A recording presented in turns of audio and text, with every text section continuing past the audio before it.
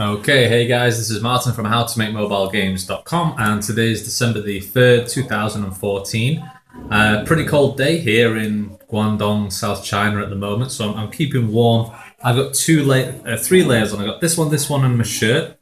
And I've got my pants on here, and I've also got my sweater on my pants, and I've got Louis on me as well, who's keeping warm and keeping me warm at the same time. I really hate cold weather. I'm really bad at cold weather. But pretty excited the next couple of days as well. We actually have, for the first time, we're releasing an HTML5 game. So as a lot of you know, we have a game called Pop the Fruit 2. Excuse me. Which is published on the Amazon App Store and on the Google Play App Store. It's not on iOS. But we are now working with a Japanese publisher to bring the game into the KDDI network, which I believe is one of the two big carriers in Japan, the other one being NTT Docomo, which we'll go on to later as well. But they have their own app store, and I can't remember the name of the app store right now, but we're releasing an Android version of Pop the Fruit 2, which is the APK, has been translated into Japanese and given a Japanese title. The iOS version as well is going to be an HTML5 version, since you can't publish outside of the iOS App Store onto an iPhone device unless it's jailbroken or something.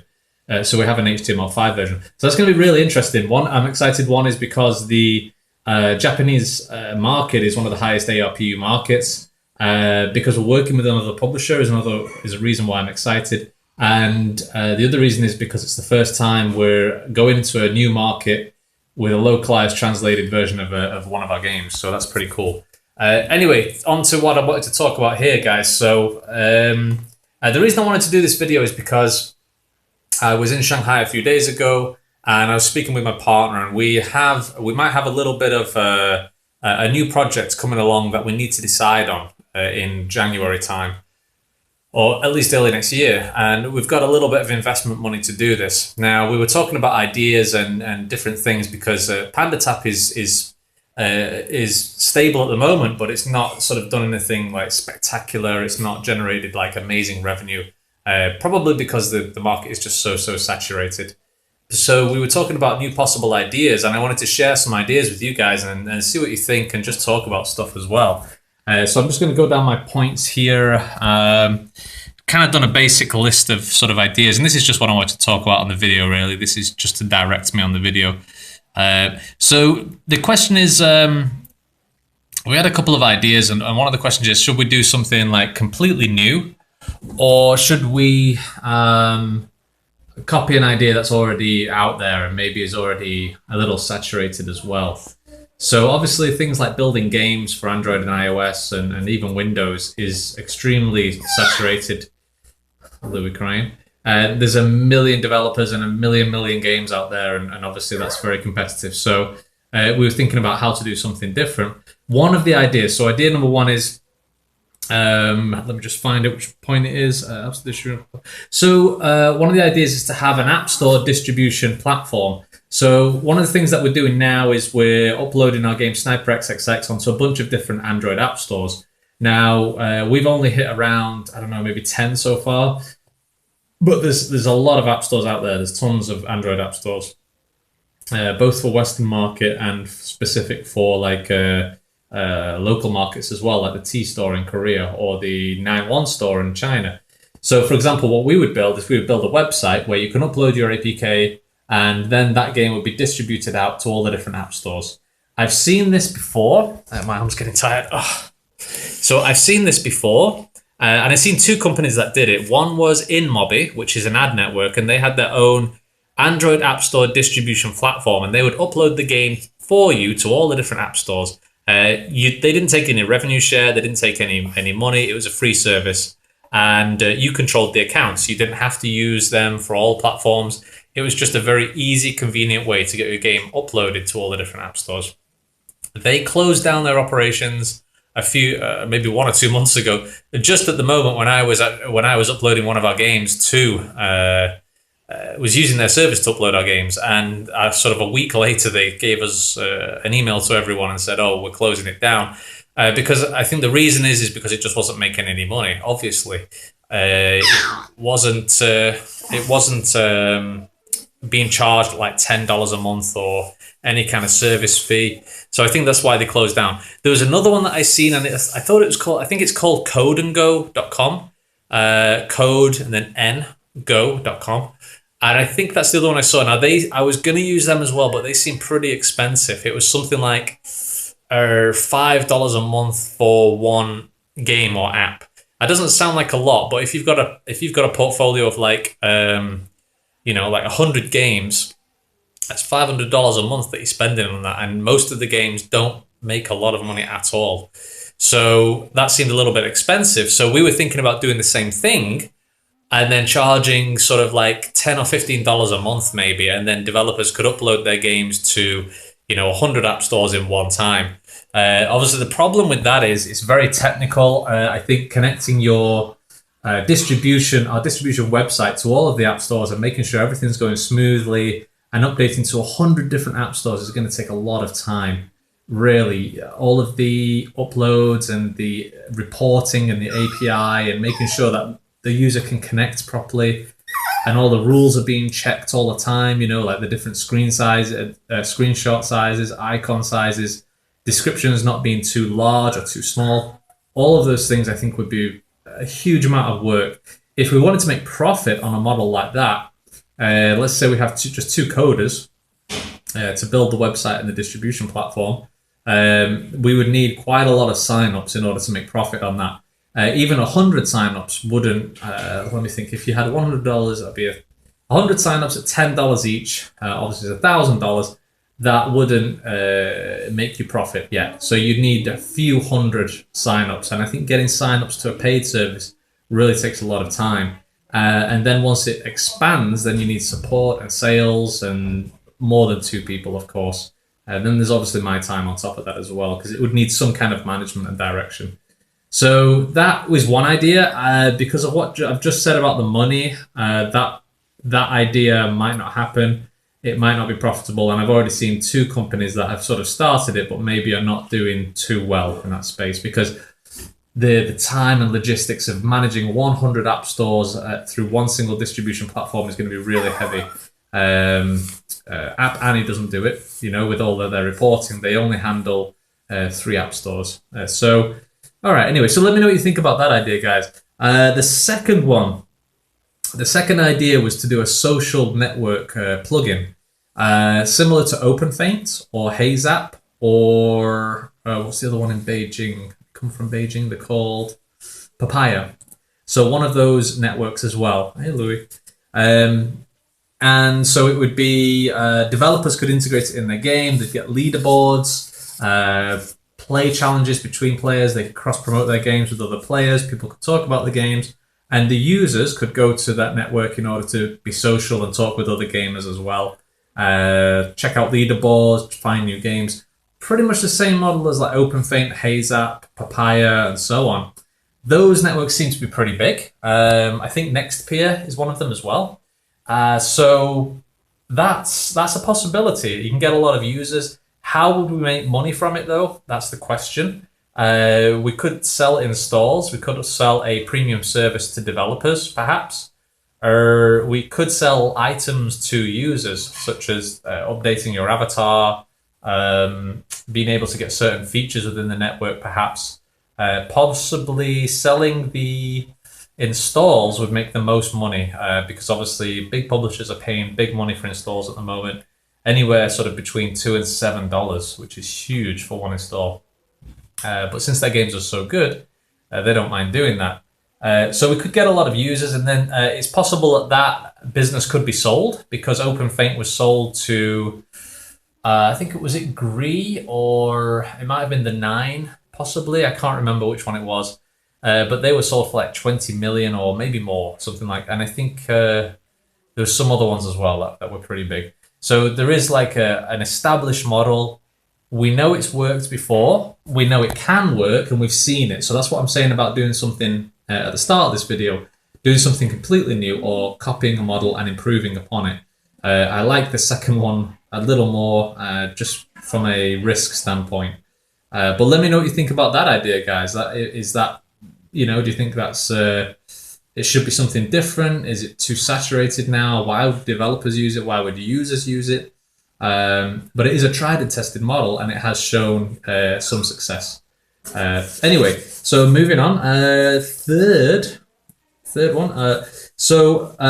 Make a new app store, perhaps for HTML5. So an app store where, similar to say Slide ME or perhaps T-Store or Mob and Go, something like this. Maybe focused on HTML5 games, since that's kind of new and upcoming. So users would download the app store specifically to find HTML5 games, and developers could upload their HTML5 games to the app store for players to find. How would we make money? Possibly through things like ads, ad placement, maybe some kind of, for example, with in-app purchases, or perhaps if the players pay $1 for a game, then we would make some revenue. So pretty much the same model as the Apple App Store, the Google Play App Store. The big problem with that one is, I'm just looking at my notes, is that it's already heavily saturated. The main app stores at the moment on Android and iPhone, Windows and so on, are already how can we say? They already have cornered the market. The other thing is, for the user, why would the user go to an HTML5 app store when they could just go to the Apple App Store and download much better games, because they run a lot smoother on native apps compared to HTML5 apps. So that one, again, it's a new idea. I don't know how it would work exactly. Would it be big is the question as well. How do we get people to install it? Where would we advertise it as well? Obviously, we could advertise it to developers and they could upload. But then how would we get the user to actually go to the HTML5 store? So that's the question. It could be advertisers. We could sell advertising on the HTML5 store. The advertisements don't need to be in the game either. So, that's a possibility anyway. So the last one, and this is actually my favorite one. I have to change arms again. It's holding this phone is killing me. Probably my favorite idea that I had recently, and is one that I've thought about a while, is to make a game maker app. So, for example, if you've played the game called Geometry Dash, that's the one with the little square, and you just hold the screen and you have to get from left to right. It's kind of similar to the Impossible game. What they have in their game is a very cool level editor feature. So you can build your own level, you can upload your level, and other players can play it. I played around with it a little bit. It's a little bit hard to use, but I think once you got the knack of it, then it works pretty well. And I think a lot of players have actually made levels for Geometry Dash, which is one of the reasons it's been successful. And apart from it being very cool as well. So the idea is that in Game Maker, what we would make is a full app where you can make pretty much any game. So it would basically be like a runtime game engine, similar to Unity or Game Salad or one of the other engines. It wouldn't be code-based, it would be visual-based. So it wouldn't be as deep as Unity, where you can pretty much code anything. It would be fairly basic. But on top of that, what we would offer is an actual instant publish feature. So, for example, if you take a website like Wix, Wix.com, you can build your own website on Wix. You can press the publish button and it's live. There it is. Anyone can go to it. You can share the link immediately, and people can go to your website. Apart from the game editor section, we would also have an app store or a list of games that players have made, so that users can actually go on there and see, oh, this guy's just made a space shooter. All right, let's play it. And it's immediately published and it's immediately playable by the player. So the people who are developing the games would have an immediate route to publishing as well. The other thing on top of that is that players could actually make money from it. So, for example, if they built a cool game, like a sniper game, for example, and they made a cool weapon, they could actually sell that weapon and then make money on the game that they've built. It would take away the publishing problem of going through like the app stores and adding SDKs and ads and publishing on iPhone and publishing on Android and so on. it would pretty much already be there, because the player who has the app on their phone already or app on their iPad instantly has access to all of the new games that have been developed. It's like Minecraft, I guess, where somebody's just made a new map, and now anyone in the world can now jump into that map and see what they've created. But instead of it being just like a single game or a single like Geometry Dash, the players can make pretty much any game. So it'd be like the talk engine, but without the code. You know, people can just drag things in and then add features and so on. That is a big project, and it's also, that's one risk. It's a massive project, I think. The second thing is, I've not seen that before in many other things. I think there's something like that in Little Big Planet, where the player can build any game that they want, and then anyone else in the world can go on there and just play the game. So I'm going to have to check that out. The other problem is the screen size. Now, it could also be a web-based thing. If we use Unity to build this, we could also make a web player version, an HTML5 version, an App Store version, and so on. And it would be cross-platform. But the problem is the screen size as well. If we've got buttons and we've got things to drag, and if it was as complicated as Unity on the size of a mobile screen, that would be difficult. So how would we manage that? Let me just check my other points, guys. The other question is, would people develop for it as well? I mean, and how would we make money? Obviously, selling in-app purchases, people could add ads in the game. Players could have their own ad code maybe, so that they could make their own money with this. But I think having a game maker would be a very cool little idea, because I think it would fix a lot of problems in people wanting to try game development for the first time. And if it was built up well enough, and if the features were deep enough, then it might actually attract more mature developers, developers who have been publishing already on Android or iOS. So also the thing that I'm thinking about with that as well is that players would market their own games. So it would be players actually telling their friends, hey, I've just built my space shooting game on this Game Maker app. You know, download the Game Maker app and just look for my game, please. So maybe they would market the game themselves, which in turn would market our app and our franchise and our business and so on.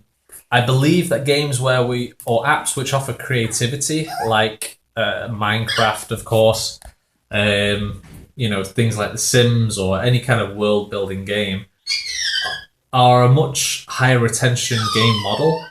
But how would, you know, it's such a big project, like how would it be cool and fun without it being kind of complicated? So maybe they would have game templates, you know, like you can make a platformer game or you can make a shooter game, and then that would offer like a different set of how can I say, like a different set of like UI and buttons and game objects that you can grab into the game. But to summarize it, overall, it's just the idea of building a game maker app, which is like a runtime editor, and then offering the ability to publish your games immediately through the platform as well. So yeah, that was the fourth idea. I'm just checking out my last part of my notes here, guys, because this video has gone on for a little longer than what I thought. But I'm trying to think about what other developers want and what the user wants at the end of the day. Trying to figure out trying to solve a problem in a way, as opposed to building games, is the way that I'm thinking about this. Since I've got a little bit more experience now in the industry, and I kind of seen what problems there are and how to solve those problems as well, is what I'm thinking about. But I want to know what you guys think. Those four ideas that I just told you, it's kind of like a voting thing. Does anyone think that those ideas are cool, or something that you would use, or something that you might pay for? And it just helps me research it a little bit. Should we go with an established idea like an app store or a social network plugin like Haze App, or do something completely new like this game maker idea, which is it's not completely new, of course. I'm sure there are some game maker runtime apps out there, but I've not seen many. So for me, it would be very new. I'd need to research it a little bit more. But anyway, guys, more videos coming soon. I hope this was useful or interesting at least. Please let me know what you think in the comments. As I've mentioned before on YouTube, I'm not responding to comments at the moment, but I will put the link to this video on the forum, howtomakemobilegames.com, where I'm trying my best to reply to comments and questions. Sorry to those guys who have recently posted me comments and I've not replied yet. Super busy week, and I'm doing this end of month summary, which always takes me a long time. But thanks for all the support. Please like and subscribe this video, guys. Tap the button down there. That supports me and it supports the channel and the forum. And I'm going to speak to everyone really soon. Anyway, have a great day. Bye-bye.